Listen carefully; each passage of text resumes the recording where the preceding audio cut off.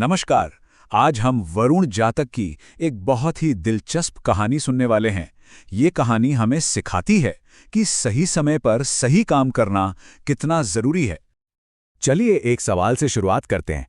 क्या कभी हम सबके साथ ऐसा हुआ है कि कोई ज़रूरी काम था और हमने सोचा अरे बाद में कर लेंगे, और फिर बाद में उसका बहुत अफसोस हुआ? बस यही एक सवाल इस पूरी कहानी के दिल में बसा है। तो हमारी कहानी की शुरुआत होती है तिस्थेर नाम के एक भिक्षु से।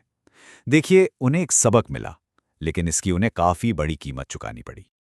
हुआ ये कि तिस्थेर ने एक के बाद एक कई गलत फैसले लिए। पहले तो आलस में आकर वो अपने दोस्तों के साथ ध्यान शिविर में गए ही नहीं। फिर जब उनके दोस्त आत्मज्ञान पाकर लौटे और बुद्ध ने उनकी तारीफ की तो तिस को बहुत पछतावा हुआ, और इस पछतावे में उन्होंने खोया हुआ समय पाने के लिए रात भर बिना सोचे समझे जबरदस्ती ध्यान करने की कोशिश की। और इसका नतीजा क्या हुआ? जाहिर है वो खड़े खड़े ही सो गए, गिरे और अपनी जांग की हड्डी तोड़वा बैठे। मतलब ना सिर्फ उन्हें तकलीफ हुई, बल्कि उनकी वजह से पूरे समूह की यात्रा में भी देरी हो गई। तब बुद्ध ने बाकी भिक्षुओं को देखा और कहा, ये पहली बार नहीं है कि इसकी गलत टाइमिंग की वजह से तुम सबको परेशानी हुई है। उन्होंने बताया कि ये आदत तो काफी पुरानी है, जो पिछले जन्म से जुड़ी है। और फिर बुद्ध ने एक कहानी सुनानी शुरू की। बुद्ध कहानी के जरिए सबको उस समय में ले गए जब तक्षशिला में एक महान गुरु हुआ करते थे और उनके 500 शिष्य थे। एक दिन गुरु ने अपने सभी शिष्यों को एक बहुत ही आसान सा लेकिन जरूरी काम सौंपा। उन्हें जंगल जाकर जलाने के लिए लकड़ियां इकट्ठी करनी थीं। अब देखिए, यहीं पर सब कुछ बदल गया। ज्यादातर शिष्यों ने क्या किया? उन्होंने पहले सूखी लकड़ियां जमा की, अपना काम खत्म किया और फिर आराम से बैठ गए। लेकिन एक शिष्य था जिसने सोचा, अरे काम तो होता रहेगा, पहले एक झपकी ले लेता हूं। और बस काम को टालने के उस एक फैसले से गड़बड़ियों की लाइन लग गई। पहले तो वो सो गया, फिर जब उठा तो देखा कि बहुत देर हो गई है।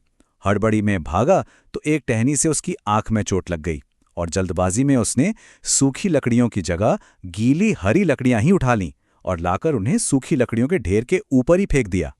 उसकी इस एक गलती का असली असर अगली सुबह दिखना था, जब एक बहुत खास आयोजन की तैयारी होनी थी।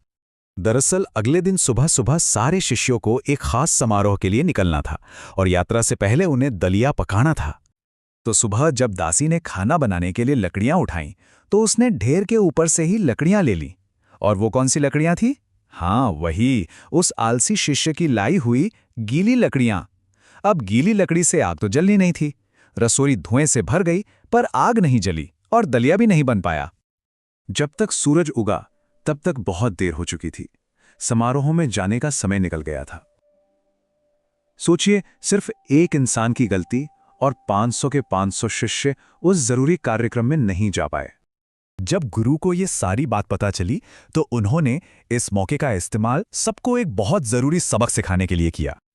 उन्होंने समझाया, जो काम पहले करना चाहिए उसे जो बाद के लिए टालता है उसे भविष्य में पछताना ही पड़ता है। ठीक वैसे ही जैसे उस युवक को पछताना पड़ा जिसने गीली वरुण की लकड़ी तोड़ी। कहानी खत्म करने के बाद बुद्ध ने वर्तमान में लौटकर सब कुछ साफ कर दिया। उन्होंने बताया कि उस कहानी का आलसी शिष्य और कोई नहीं बल्कि आज का ये घायल भिक्षु तिस्थेर ही था।